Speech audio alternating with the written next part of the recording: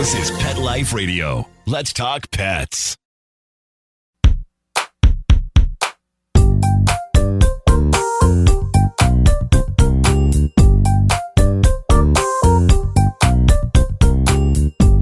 Hey, welcome to another episode of Vet Candy's podcast in other news. This is a podcast to expand your idea of what is impacting the veterinary world, veterinarians, and all animal care professionals as humans. We are your co-hosts, Dr. Jen. And Dr. Jason Chatfield. If you are not yet a Vet Candy subscriber, why not? Please subscribe for free today at myvetcandy.com. You can also reach me if you have a message of love and positivity at jen@myvetcandy.com. Or you can reach me with all other questions at jason@myvetcandy.com. So our topic today is telemedicine. In other news, vet medicine meets the Jetsons. That's right. So Jason, are you familiar with telemedicine? Do you have any idea what that means? Well, I'm not going to lie. You sent me the topic today, and I had to look it up, right? So I am familiar with telemedicine. I thought it was another one of your famous made-up Scrabble words. Go ahead and challenge me if you dare. But no, You are correct. It is a word, and I am very familiar with it now. Oh, like slight tangent? I just found out a little bit of a tangent, yeah. No, like slight tangent on Scrabble. I just found out, you know what one of the highest scoring words is that is now in the dictionary and you can use it? Please, tell me. Yowza. Oh, that's for you young people that play this crazy, weird word Scrabble stuff. But listen, let's get back to the subject of telemedicine. Jeez. Telemedicine, that's right. So no charge, Newshounds. The Candyverse can have that Scrabble tip for free.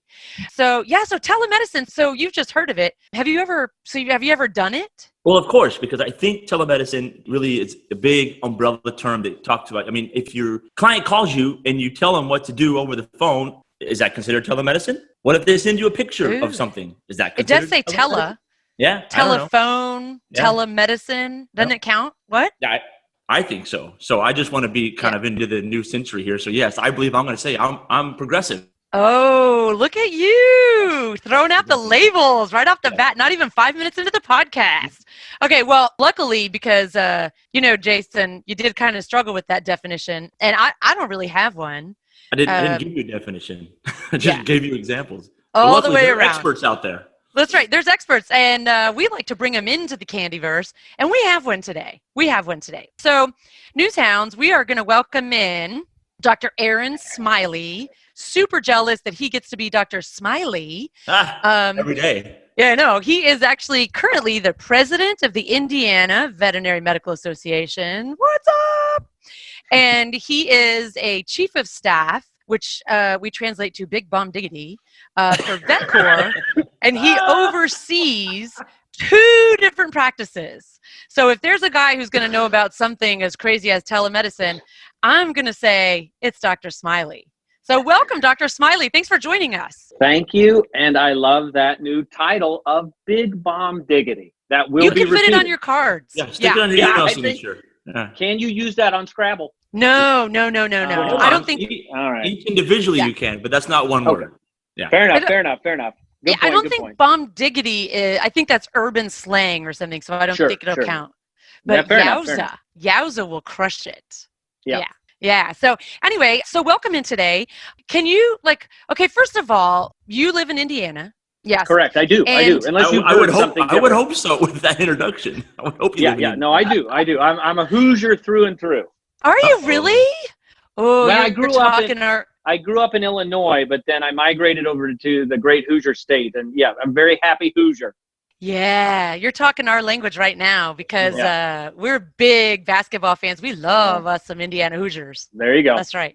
I've been to Bloomington, and so is Jason, Tree City, USA. There you go. Yes. That's right. Indiana exports a lot of hardwoods. Who knew? I mean, yeah. Apparently you did. Yeah.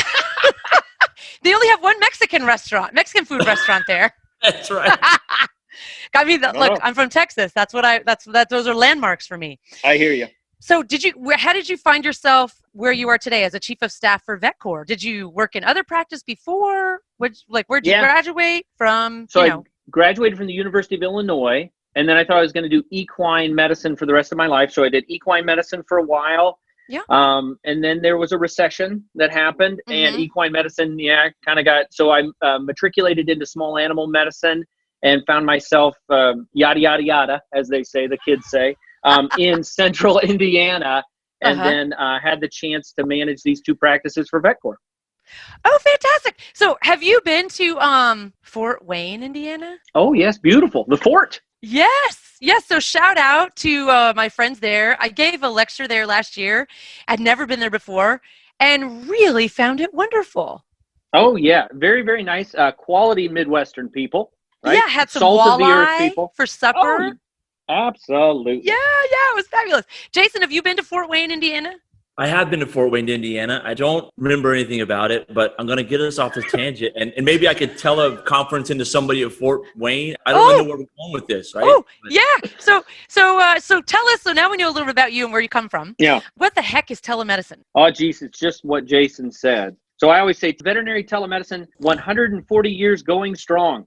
Veterinarians are extremely good at telemedicine, right? Because old Alexander Graham Bell, you remember him, old Bell, he invented that telephone. And I dare to think that there was some horse owner that said, called their veterinarian up and asked about a colicking horse. So my guess is that we have engaged in telemedicine as a veterinary profession for 140 years. And traditionally, veterinarians are extremely good at telemedicine because we stay close to our clients and offer extremely good customer service. So in that regards, I always tell veterinarians, you are the best at telemedicine versus, I mean, I hate to say it, physicians probably not as good at telemedicine as the veterinarian because we stay so close to the clients. Why do you think that is? I think it's because veterinarians care deeply about customer care. So that's why in our business model, right, we have to stay close to the clients because it's for the most part, a cash business.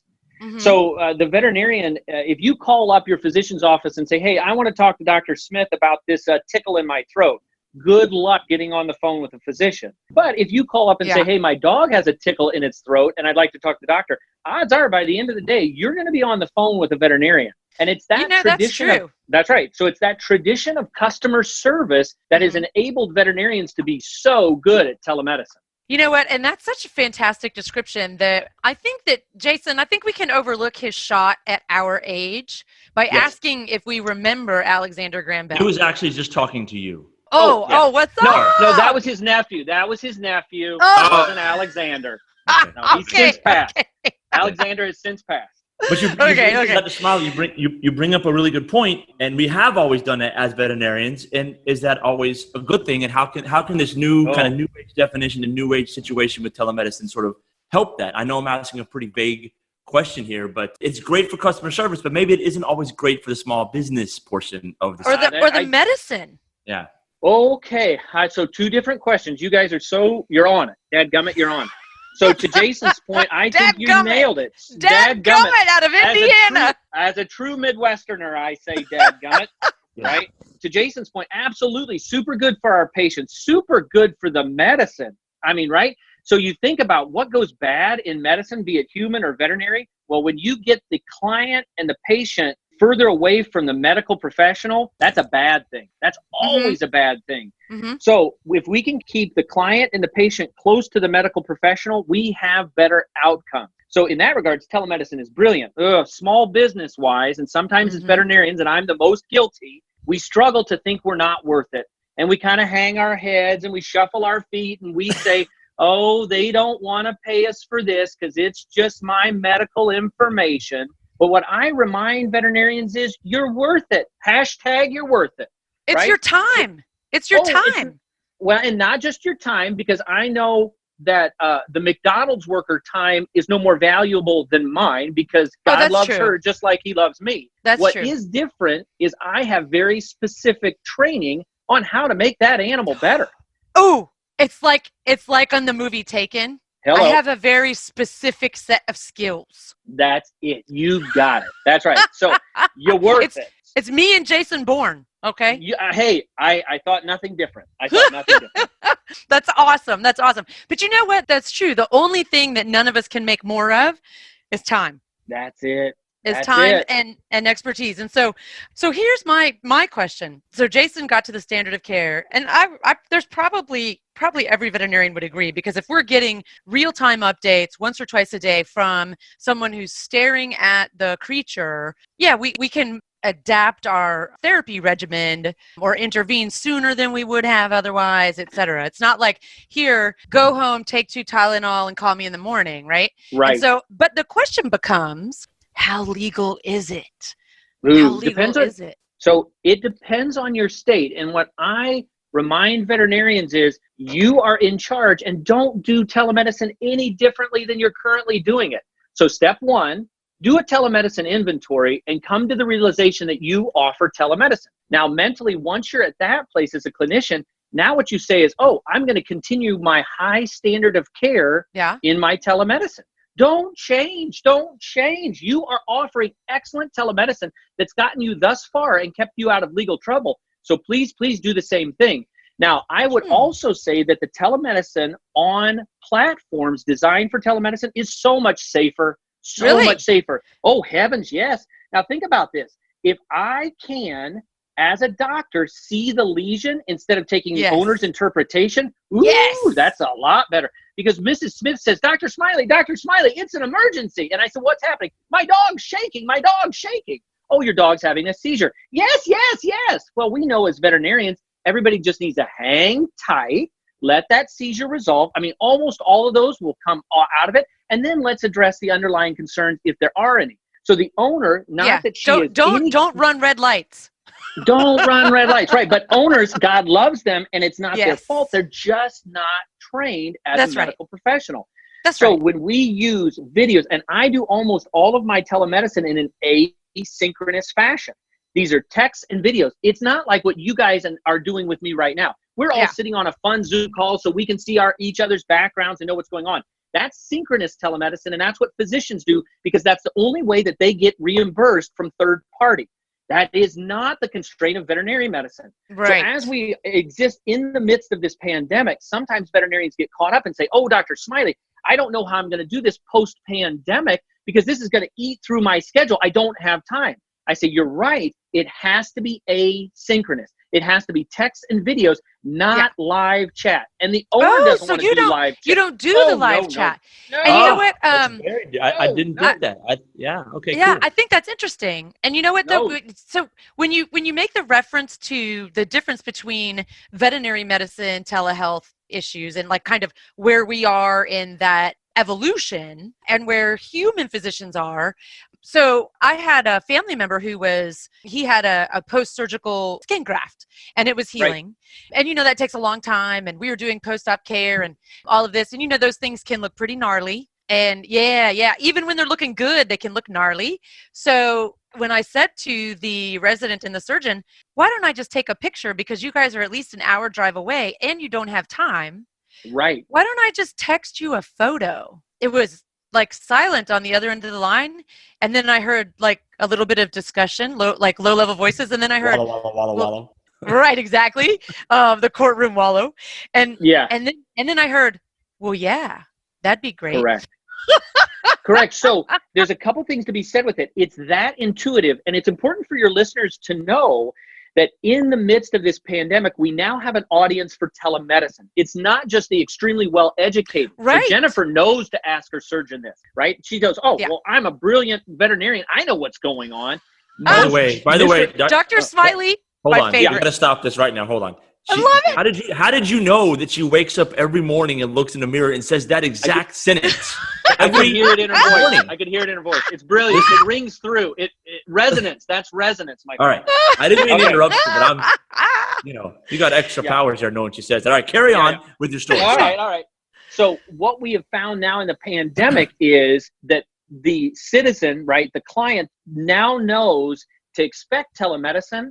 And so veterinarians will now have an audience. Because I think Mrs. Jones, who owns the dog or owns the horse, is going to say, you know what? Just like Jennifer said, this would be a lot easier if I could send you a picture or a video versus me having to schlep the kids and the dog into the veterinary clinic. Mm-hmm. So to your listeners, I would say if there was ever a time to start doing paid telemedicine, Oh, take advantage of the audience, because if you don't, there's a good chance you might get left behind. Yeah. Right. So that's my, so when we started talking about telemedicine, that is the biggest hurdle, right? As practitioners have to overcome, is how it's great. We all want to help the clients, but how do I not get taken advantage of? And if I have been doing this telemedicine stuff for 184 years or whatever you said, right. how do I then start saying, hey, listen, I'm so sorry, but you're going to have to pay for this? Is there a platform you can use? Is there something kind of you mentioned third party as they do for the humans? I really don't know how that would work. And so that's very interesting to me. How are you going to get compensated for this,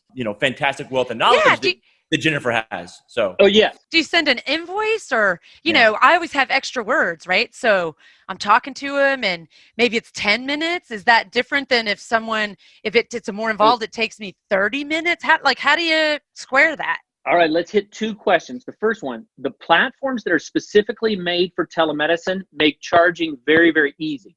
So in the midst of the pandemic, I've talked to some clinicians that have said, hey, Smiley, I got this figured out.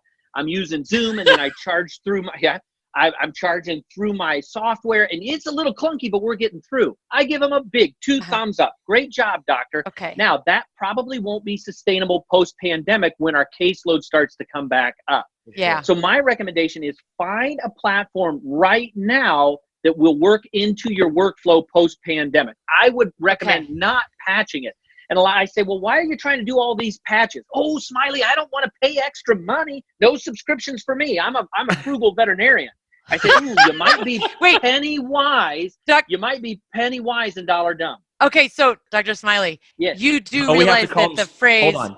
We have to call him Smiley from now on. I know. So Smiley, you realize that the phrase frugal veterinarian is redundant. Absolutely. Right? Oh, yes, absolutely. But I like to make sure that I equal opportunity employer here, right?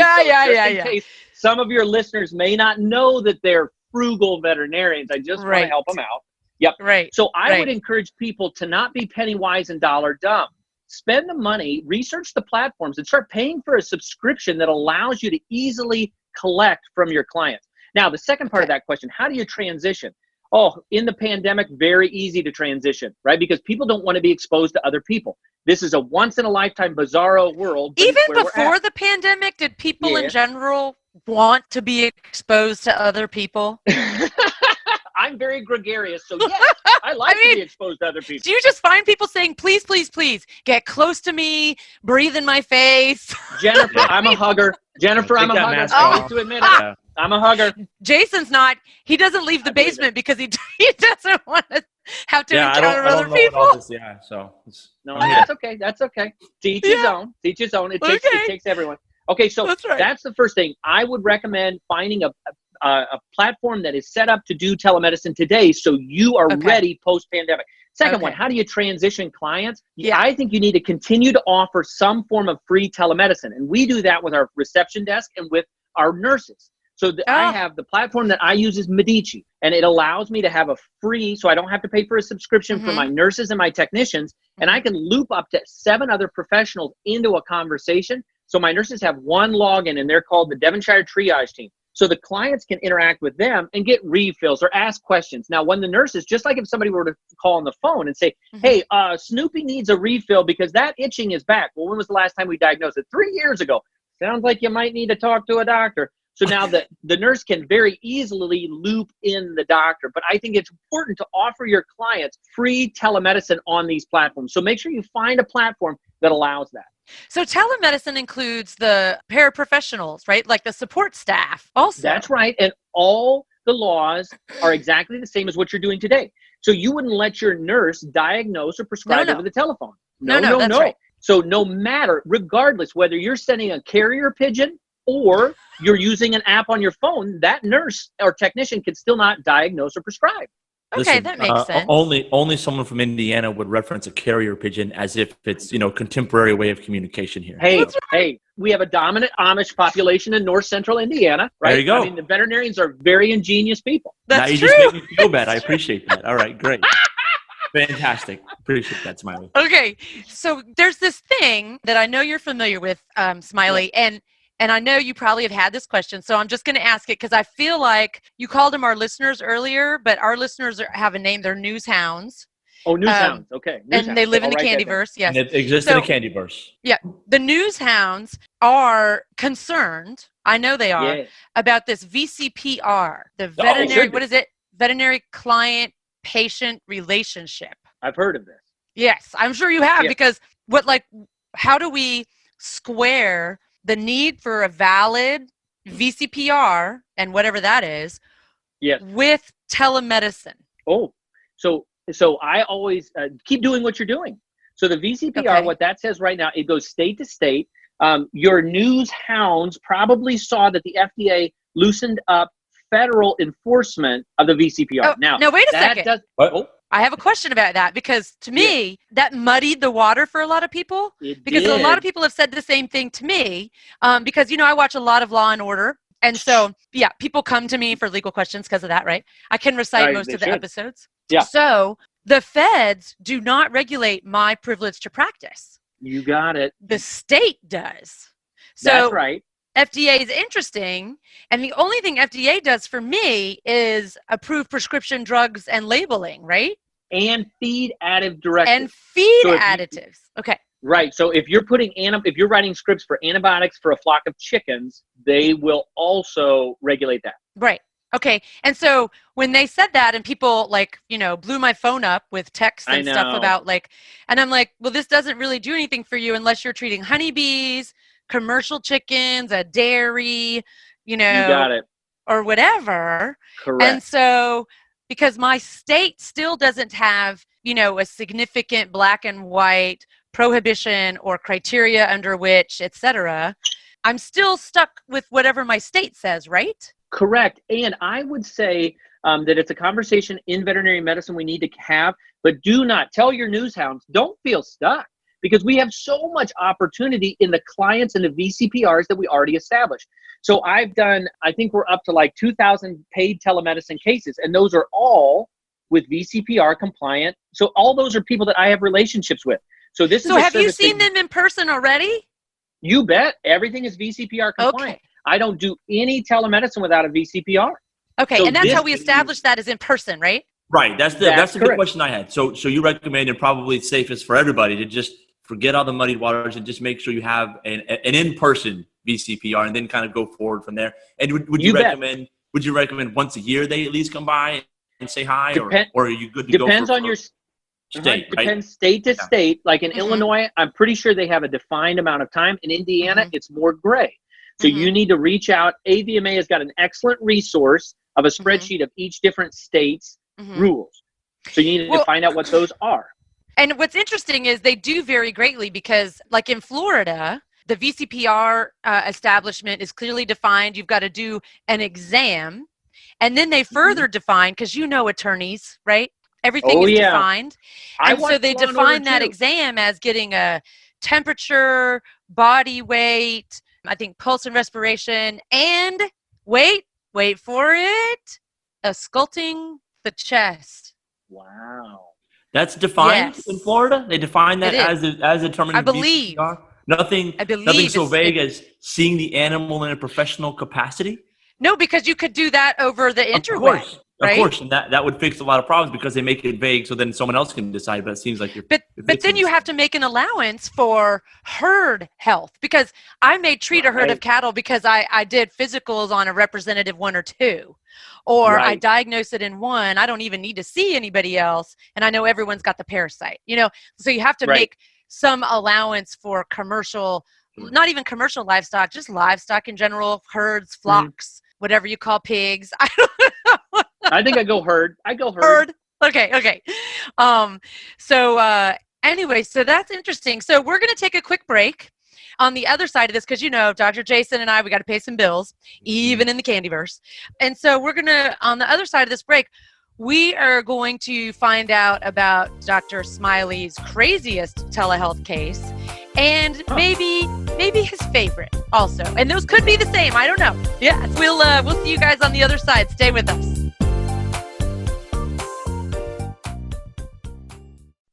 Vet Candy makes your life easier with scientific news, clinical updates, and expert lifestyle tips. Sign up for free at myvetcandy.com and start making your life sweeter.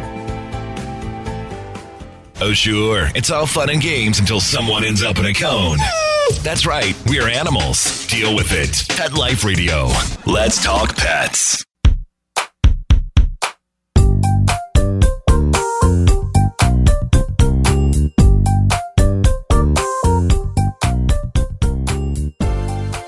Okay, welcome back. Welcome back, everyone, to In Other News. So we're chatting today with telehealth expert and extraordinaire, Dr. Aaron Smiley, also president of the Indiana Vet Med Association. So we've discussed a little bit about how telehealth already exists, how I am not 140 years old, but we've been doing telehealth, telemedicine for a long time in the veterinary field with telephones. However, what's that one key thing, Dr. Jason? VCPR? The VCPR. Yeah. So it's pretty important to understand. Yeah, before you head out with your computer and think you can just work, you can practice in pajamas, you need to check with what your state practice act indicates as the requirements for establishing that initial VCPR, which provides you the context in which you can provide telemedicine support to your clients and patients. Okay, so that's our caveat, right, Jace? Yeah, very important to understand. So I did promise the Newshound Smiley that you would give us a description, names, and other information to be changed to protect the innocent or the guilty. And tell us, kind of a superlative. So either like your most heartwarming case or your most interesting, craziest. What you got for us, Smiley? All right. So I'm going to be a real downer Debbie on this one. Telemedicine is amazingly boring. And it is. I'm not kidding you. It is crazy boring because anything that, and I found this interesting so about 3 years ago, I started with paid telemedicine. I thought, boy, here we go. Clients are kind of smart and they know if their dog's leg is falling off that they best be getting to the emergency clinic. So there are times that I get some text messages about the dog eating a poison or something. But I'll tell you what, for the most part, this is a lot of skin, diarrhea, and it's just boring stuff. Because those clients know. Yeah, I got to ask you because now that you've given us kind of a broader definition of telehealth, when I worked at an emergency clinic this one time, not at band camp, but at the emergency clinic, a guy called in. It was like, it was like 2:00 on the Sunday afternoon, which if anyone's ever worked emergency, Sunday day shift is crazy. And the technician came to me after she'd answered the phone, and she was great. She was one I would hire her tomorrow if I could. She was a great technician.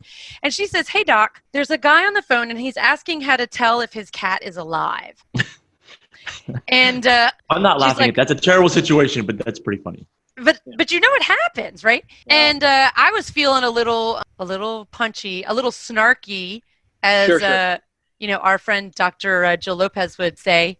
And I said, "Let me talk to him." And she said, "Yeah, because I can't." And I got on the phone with the guy practicing telemedicine. And I said, Sir, did you poke it? And he said, "What do you mean poke it?" I said, "Get a stick. Did you poke it with a stick? Because that's a universal test for viability." Yes, right? You poke it with a stick. Makes sense. I don't think that's really telemedicine. No. Close. What? Of course it is. Falls under the parameters of telemedicine. What are you talking about? Right. Were you on the phone? The telephone? Were you giving advice? Medical? Poke with a stick? That's very medical. Just because it sounds like a goofball, it's correct. Sure. Okay, all right, okay. So you haven't had anyone who said, "Look at this video. Do you think it needs to be seen?" And there's blood gushing all over their kitchen floor or anything like that? Yeah, I was really expecting a dog walking around with his guts dragging on the floor and be like, "Emergency?" Like serious question. Nope. Right? No.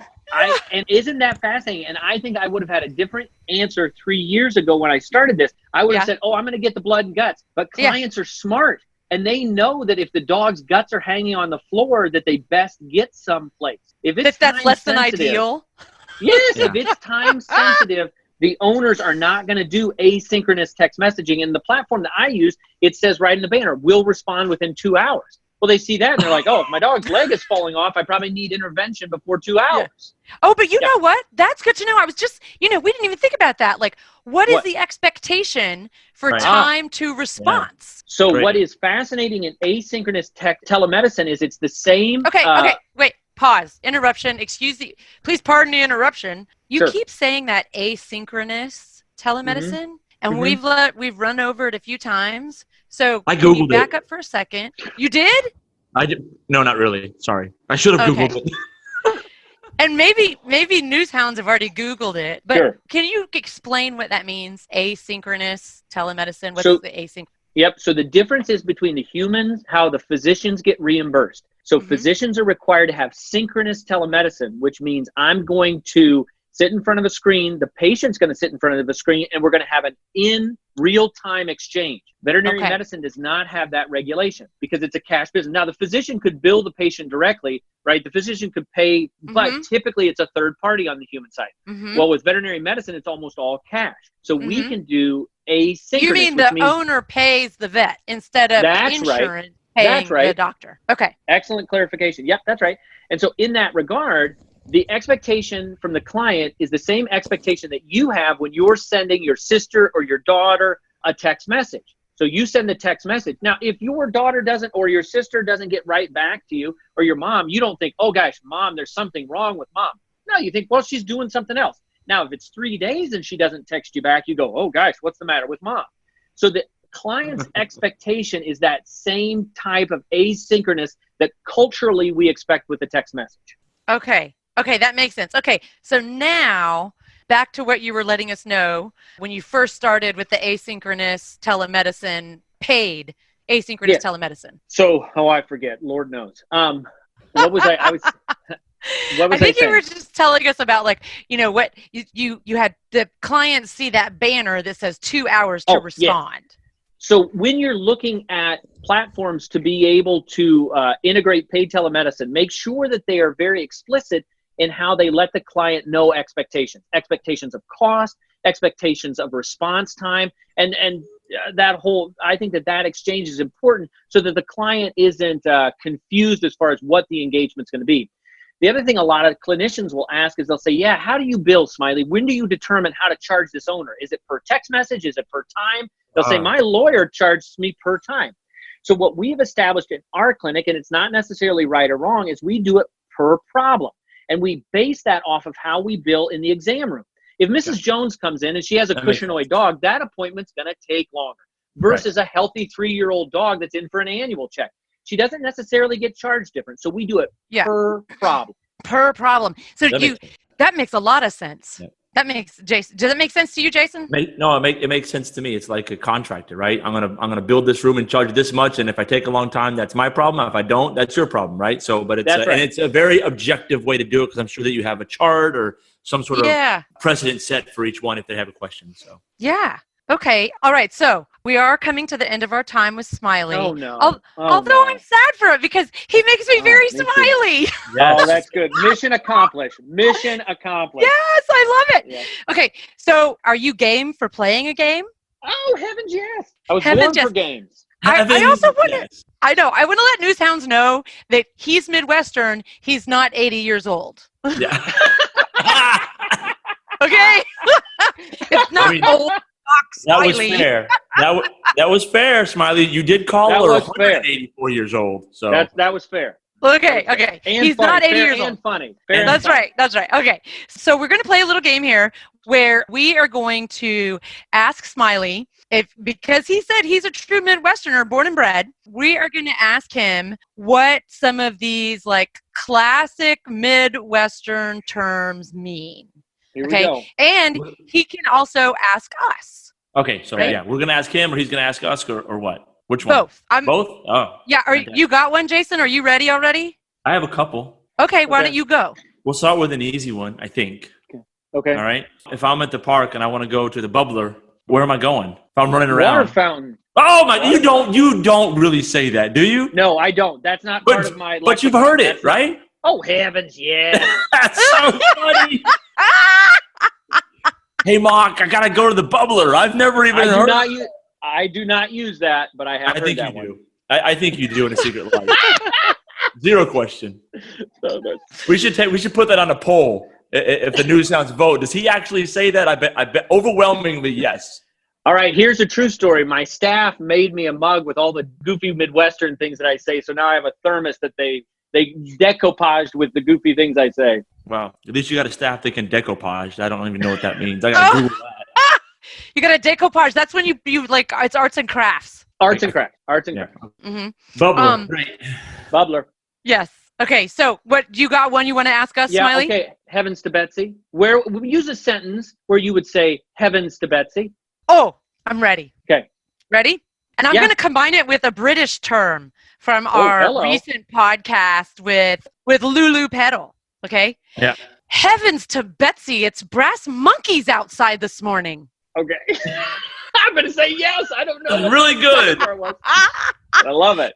Okay. So it means, oh my goodness, it's freezing cold outside. Nice. Yes. That is funny. Yeah. Which is appropriate in Indiana. Yeah. Oh, yeah. Okay. All right. So I have one. Okay. So do you know what padiddle is? No. I don't either. Oh. So I think it has different regional names, but according to my sources, also use it in a sentence. See if we can figure it out. Okay. So on this long car ride, we played padiddle to keep ourselves entertained. Still don't know. That can be so many things, and this is a family show, so we Thank you, clean it up in the Candyverse. Yeah. So it's like it's a car game where you spot a vehicle with only one headlight. You shout. Oh yeah, okay, all right. Oh wait, I should have cleaned it up because it says the rules are then if you weren't the first one to shout it, you have to remove an article of clothing. Yellow. Oh wait, watch out! Watch out! Uh-oh.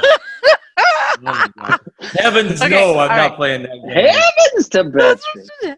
That's right. Okay, so one more, Jason. See, you got one more? I have to use it in a sentence because I don't even know. All right. Okay. All right. And I don't think this is true. We're gonna test the Google verse here situation. All right. Okay. So I got two actually. Let's see how I can use this. So I have some kids, right? And they're hungry and they want a snack and they ask me for some puppy chow. Yeah. No, Chex Mix. Chex Mix with it's delicious. What? Chex Mix with chocolate and powdered sugar. It's the best. Oh my gosh. That's puppy chow? Puppy chow. Puppy chow. Yeah. Oh, Google wins. All right. I mean, Smiley always wins, but Google gets a point. Wow. I've never even heard puppy chow. Oh, that's amazing. Delicious. Okay. Little peanut butter in there too. Hello. I'm gonna use it today. I'm gonna use the bubbler and puppy chow and see what happens today. Well, make some puppy chow for your kids. They're gonna love you. Yeah. Well, I don't think I'll make anything. All right. Maybe I can buy it. Maybe I can go buy it. It's a sweet, savory treat. That's crazy. I love it. Okay. So do you have one more that's like a favorite for you? Is it if it's on your mug or something?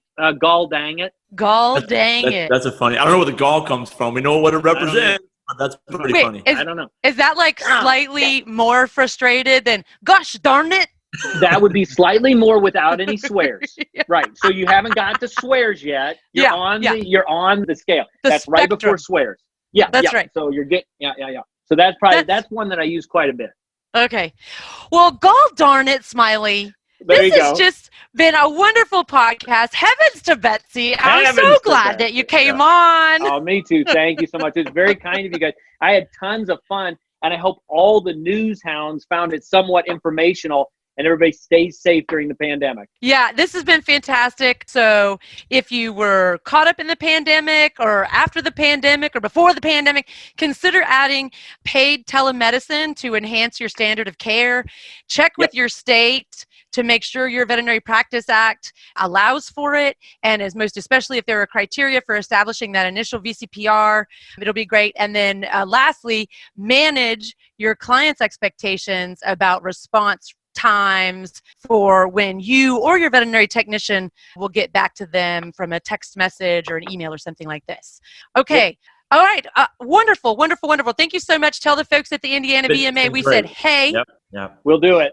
Are you proud of us for not? Are you proud of us for not asking you what a Hoosier actually is? Yeah. Okay, we won't ask that. Then we'll let people figure that out on their own. Perfect. Love it.